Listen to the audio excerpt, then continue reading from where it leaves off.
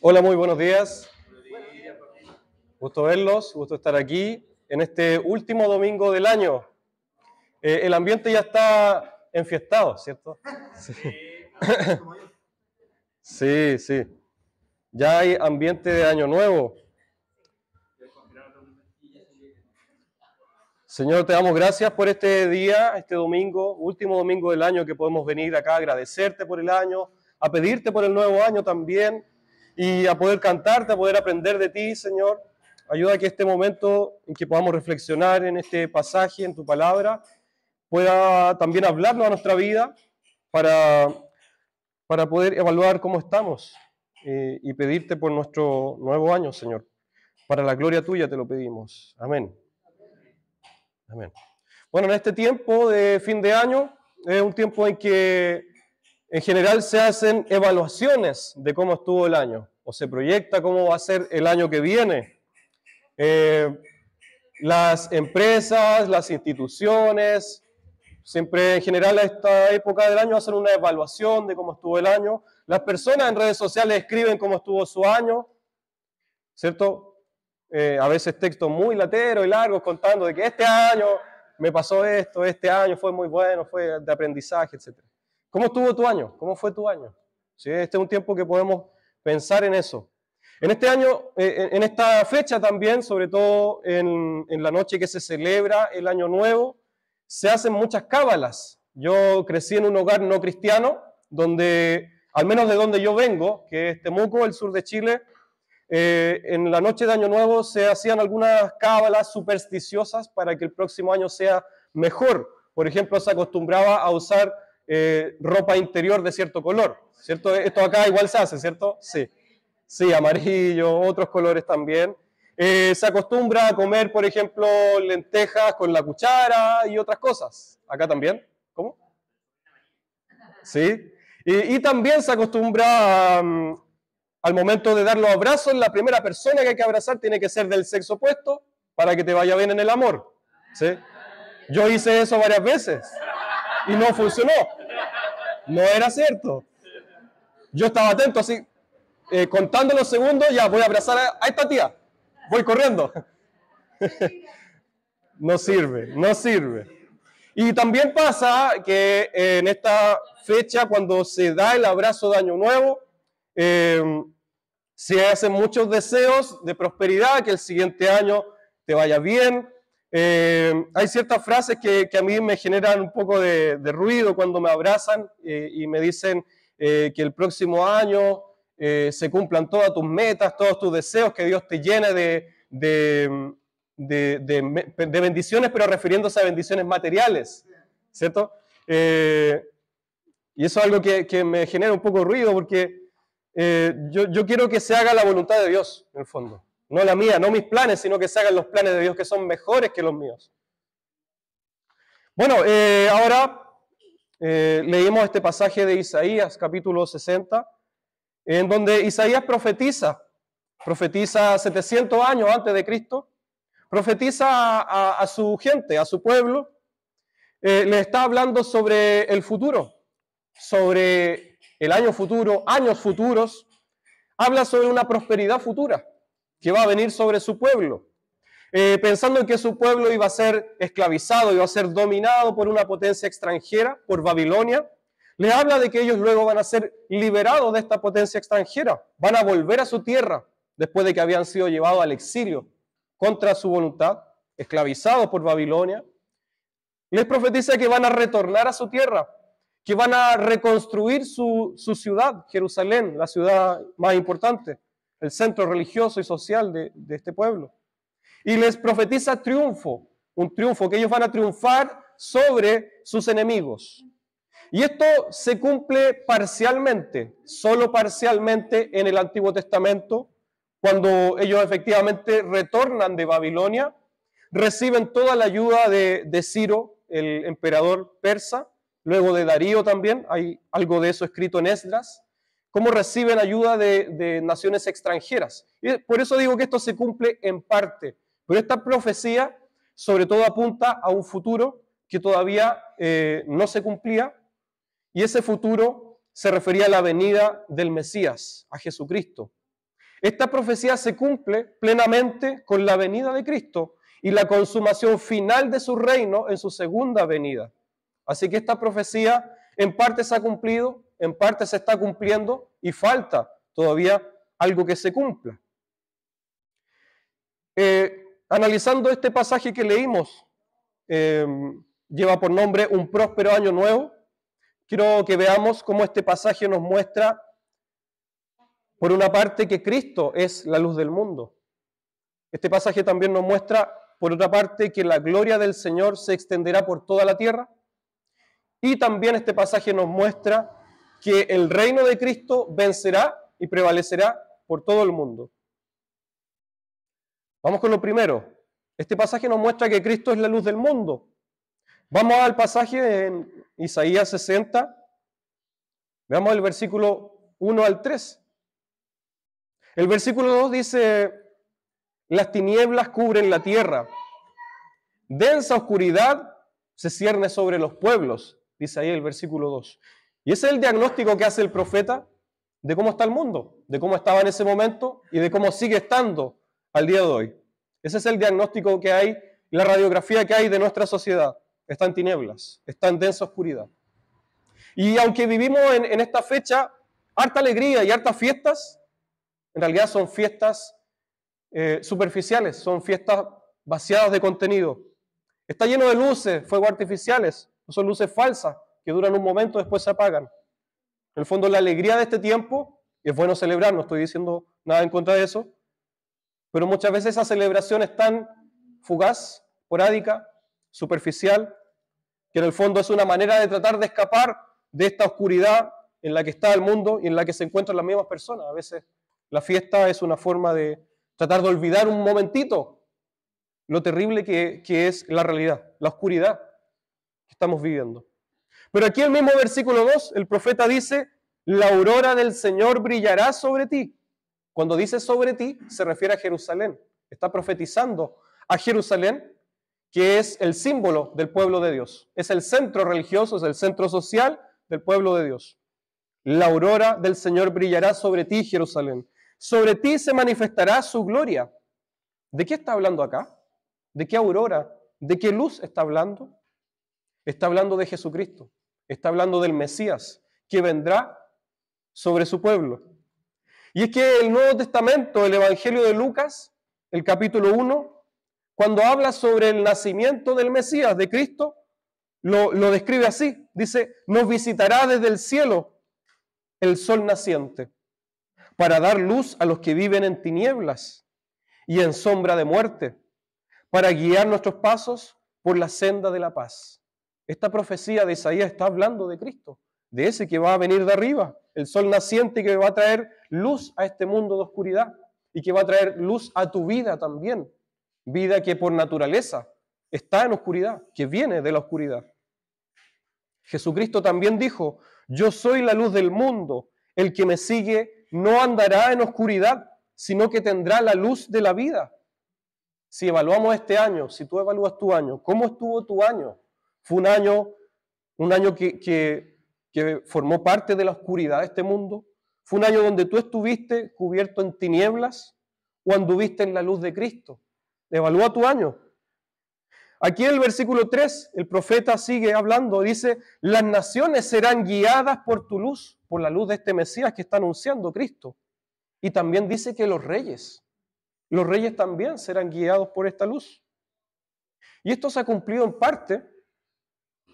Cristo dijo, antes de ascender al cielo, Cristo le dijo a sus discípulos: se me ha dado toda autoridad en el cielo y en la tierra, toda autoridad. Por tanto, vayan y hagan discípulos de todas las naciones.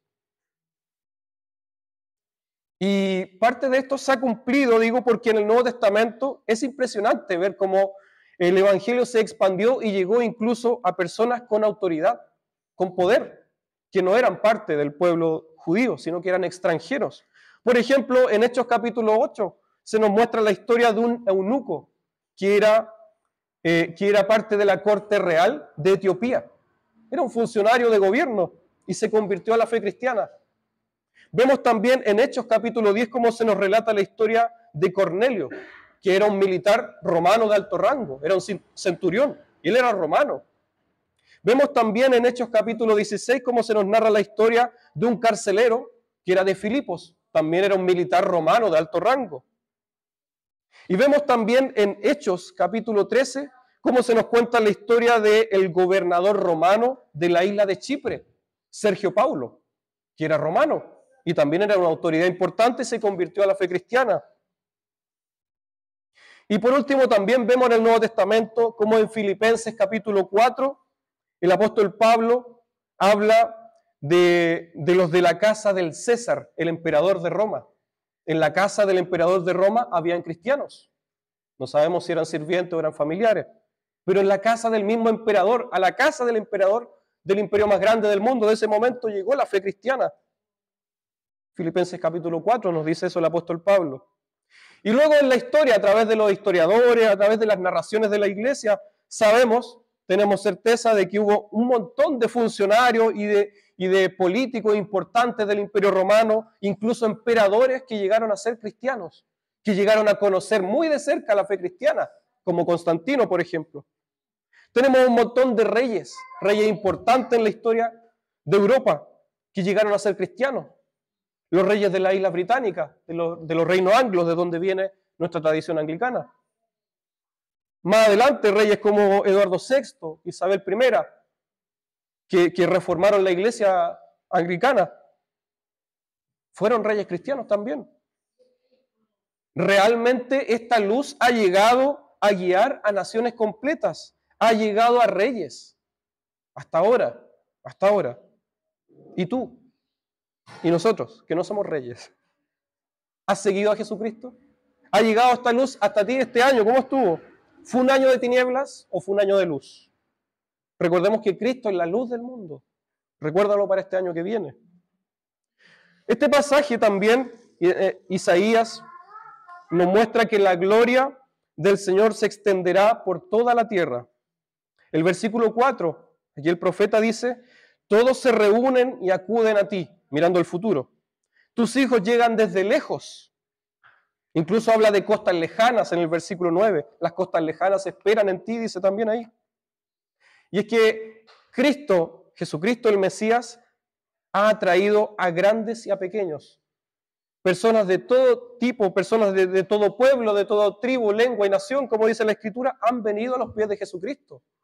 Como he mencionado, grandes reyes, naciones de Oriente, de Occidente, personas de acá, de Chile, del sur de Chile. De todos lados han venido a Cristo para formar una gran familia.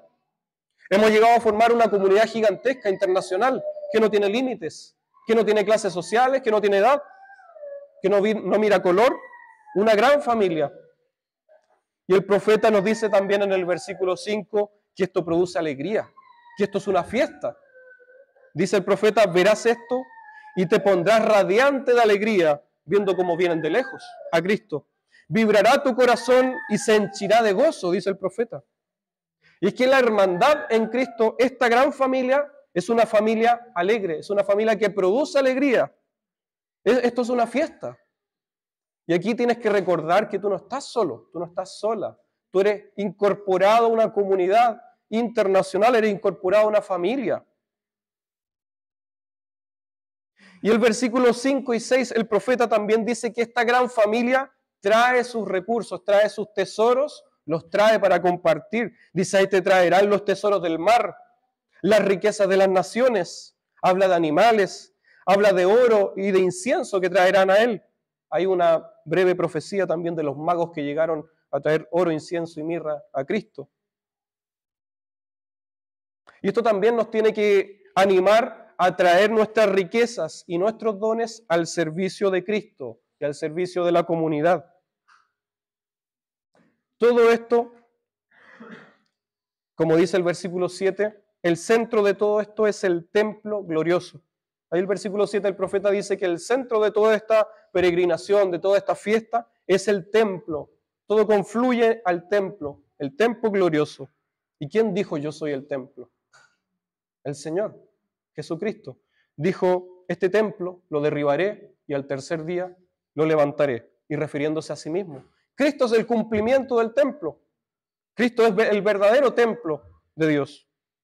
El profeta dice que el Señor embellecerá este templo y Cristo es ese templo, el centro de todo. Y esto nos lleva a pensar también a nosotros, evaluando nuestro año. Este año formaste parte de esta gran familia, de esta comunidad. ¿O este año fuiste un lobo solitario? Te apartaste, no participaste mucho. Este pasaje, esta reflexión del profeta nos anima a compartir más con la familia a la que fuimos incorporados. Si tú fuiste incorporado a esta familia de la fe, entonces participa de esta familia. Comparte, visita a tus hermanos, habla con tus hermanos, ven acá a las reuniones. Y también este pasaje nos anima a usar nuestros dones y nuestros recursos al servicio de Cristo. Como dice acá el profeta, traerán los tesoros del mar, desde lejos, de las naciones, van a traer los tesoros para ponerlo al servicio del Mesías, de Cristo y de los que son de la familia de Cristo.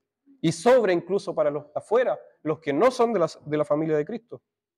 Este año usaste tus dones para el servicio de Cristo, tus recursos, tu tiempo, tu trabajo, para la extensión de su reino. Quizás tengas que partir del principio. ¿Cuáles son tus dones? ¿Los conoces? Aquí nadie puede decir que no tiene dones. Nadie puede decir que no sabe hacer nada, que no es bueno en nada. Todo el mundo acá es bueno en algo. Todo el mundo, en lo que sea. En el Nuevo Testamento el listado de dones es abierto. Y no es una lista cerrada. Hay todo tipo de dones mencionados. Hay quienes tienen dones de enseñanza, hay quienes tienen dones de servicio, de solidaridad, hay quienes tienen dones de liderazgo, incluso hay quienes tienen dones para orar, dice la Escritura. ¿Cuál es tu don? ¿Cuál es tu don? ¿Para qué eres bueno? Piensa en para qué eres bueno, para qué eres buena. ¿A qué te dedicas? Partamos por ahí. ¿Cuál es tu profesión, tu vocación? Pon tu vocación, tu profesión al servicio de Cristo y de los demás, de la familia de la fe. Ponlo al servicio de la comunidad. Y también, por último, este pasaje nos muestra que el reino de Cristo vencerá y prevalecerá sobre este mundo. El profeta en el versículo 12 dice: la nación o el reino que no te sirva perecerá. Luego el versículo 14 también dice: los que te desprecian, se refiere a los que desprecian a Cristo, se postrarán a tus pies. El versículo 17 nos habla de un reino donde va a prevalecer de manera definitiva la paz y la justicia en el mundo. Dice el versículo 17 que llegará un momento cuando este reino sea consumado en la segunda venida de Cristo. Dice que no habrá más violencia ni destrucción. Esto nos habla del triunfo del reino de Cristo. Este reino ya entró a este mundo, pero no ha sido consumado. Va a ser consumado en la segunda venida de Cristo. La Escritura nos dice que Cristo ya reina en este momento. Dice que Cristo está reinando a la diestra de Dios a la espera de poner a sus enemigos por estrado de sus pies. Este reino está avanzando, este reino sigue conquistando corazones hasta la segunda venida de Cristo, cuando este reino va a ser definitivamente establecido. Y ahí dice que la justicia va a prevalecer sobre este mundo. Finalmente, todos los sistemas de este mundo que están basados en la explotación, en la injusticia, en la violencia, van a caer. Todos los sistemas de este mundo. Todos los gobiernos de este mundo que están fundados en la corrupción van a caer. Ya no va a haber más pobreza, ya no va a haber más desigualdad, ya no va a haber más tiranía, porque el reino de Cristo va a llenar la tierra completa. El versículo 19, el profeta dice incluso que va a ser una era de tal esplendor que ni sol ni luna, dice, va a ser necesario. Versículo 19, porque el Señor será tu luz eterna. Dice que terminarán tus días de duelo. Versículo 20. Este año fue un año de duelo, fue un año triste. La vida es de constante duelo. Aquí el profeta nos está diciendo que en ese momento ese tiempo va a terminar. Ese duelo ya no va a estar, porque la gloria de Cristo va a ser tan inmensa que la alegría y la paz de ese momento va a llenar todo tipo de duelo y de tristeza. Incluso dice ahí el versículo 2 que el débil será fuerte. Dice que el débil se multiplicará por 1000. El débil. El que en este momento está siendo pisoteado, el que en este momento es oprimido, el que está siendo perseguido por su fe, en este momento, su opresor va a ser derrotado y él va a ser el fuerte. Si en este momento a ti te oprime una enfermedad, si en este momento a ti te oprime tu propio pecado y te debilita, dice aquí que tu fuerza se va a multiplicar. Ya no vas a ser débil. Y todo esto también se describe luego en Apocalipsis capítulo 21, cuando nos habla del triunfo de Cristo, de esta ciudad celestial, la ciudad de Dios que desciende a este mundo. Esa ciudad va a descender a este mundo. Y ahí la plenitud de Dios va a estar aquí. El shalom de Dios va a estar presente entre nosotros. Y ahí dice que no va a ser necesario el sol, porque Cristo lo va a iluminar todo, por completo. Y el versículo 21, el profeta aquí también dice, y todo tu pueblo será justo. Todo tu pueblo será justo y poseerá la tierra para siempre. ¿Sí? La tierra para siempre. La tierra completa. La tierra que fue prometida en el Antiguo Testamento a Abraham, ese pedazo de tierra en Oriente, era solamente una pequeña muestra, un pequeño adelanto, porque después dice que heredarán la tierra completa. El apóstol Pablo en el capítulo 4 de Romanos dice que por la fe los que van a Cristo heredarán el mundo completo. Ya no ese pedazo de tierra nomás, sino que la tierra completa, porque la tierra completa va a ser llena de la paz de Cristo. Y ahí también el apóstol Pablo en Romanos capítulo 8 nos dice que heredaremos junto con Él todas las cosas, junto con Cristo todas las cosas, y que reinaremos junto con Cristo también. Lo dice. Pero aquí recordemos este detalle importante que dice el profeta en el versículo 21. El Señor dice, esto será plantado por mí mismo. El Señor dice, será plantado por mí. Esto no es algo que se va a traer por mano humana. No va a ser traído por armas humanas, no va a ser traído por un sistema político, una ideología humana, ni por gobierno humano, sino va a ser plantado por mí, dice el Señor. Va a ser hecho por el Señor mismo.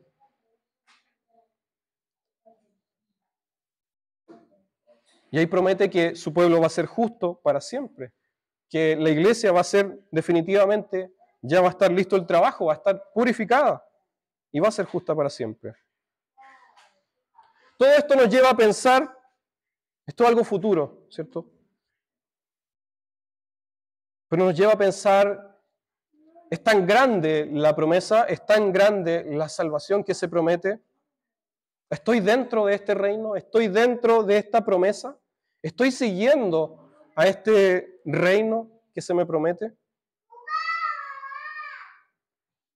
La buena noticia es que si tú evalúas tu año y te das cuenta que estás más afuera del reino que dentro, la buena noticia es que Cristo dice, y esta profecía también dice, que las puertas de este reino están abiertas.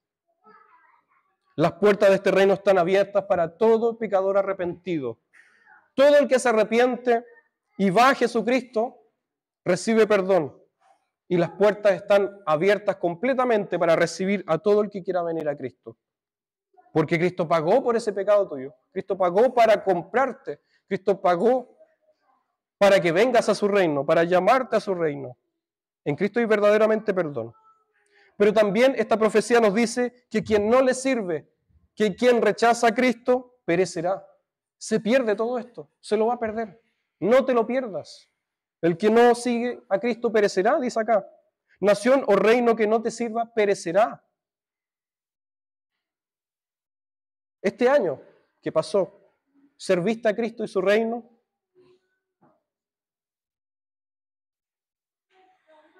Cristo te llama con las puertas abiertas. Ven a mi reino. Y el apóstol Pablo también nos exhorta en Romanos capítulo 12 diciéndonos, nunca dejen de ser diligentes, de ser activos, de trabajar activamente por el Señor. Si este año no fue un año donde trabajaste activamente para el reino del Señor, proyéctate y evalúa tu año y piensa cómo será este siguiente año. Nunca dejes de ser diligente y sirva al Señor con fervor, dice el apóstol Pablo. El apóstol también nos dice que tengamos una vida digna del llamado que hemos recibido. Si es tan grande la salvación que se nos ofrece, tengamos una vida digna de ese llamado. Y pidámosle al Señor que Él forme en nosotros eso que necesitamos. El apóstol también nos dice en Tito 3, empéñense en hacer buenas obras. No sean improductivos, empéñense en hacer buenas obras, mientras esperamos el cumplimiento de esta profecía. Mantengámonos activos, mantengámonos productivos.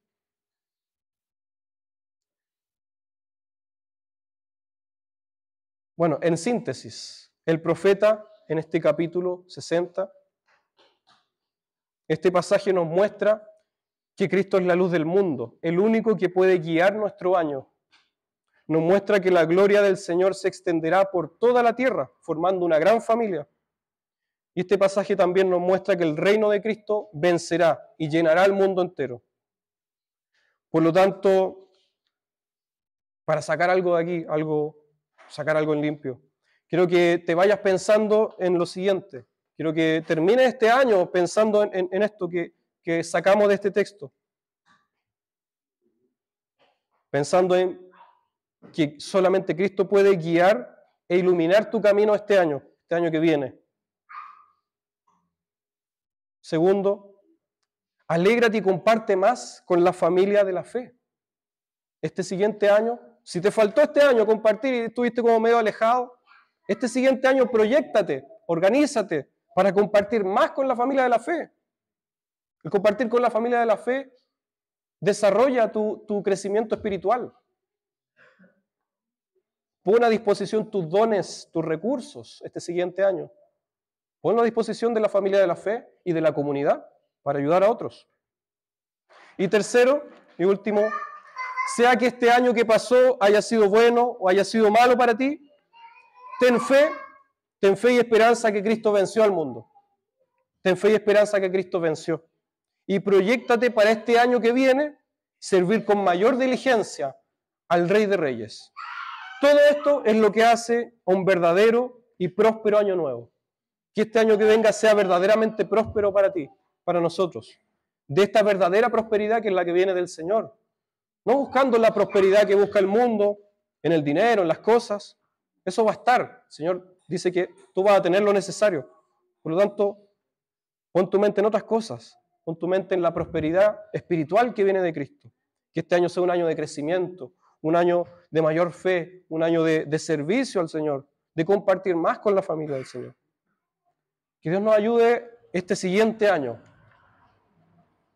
Gracias, Señor, te damos por este rato que pudimos reflexionar en esta profecía, que pudimos evaluar un poco también pensando nuestro año.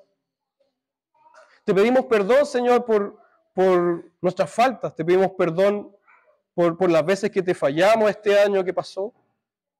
Rogándote, Señor, que por tu gracia este año podamos servirte de todo corazón. Y que este año podamos vivir una vida justa, sobria y santa para la gloria de tu nombre. Amén.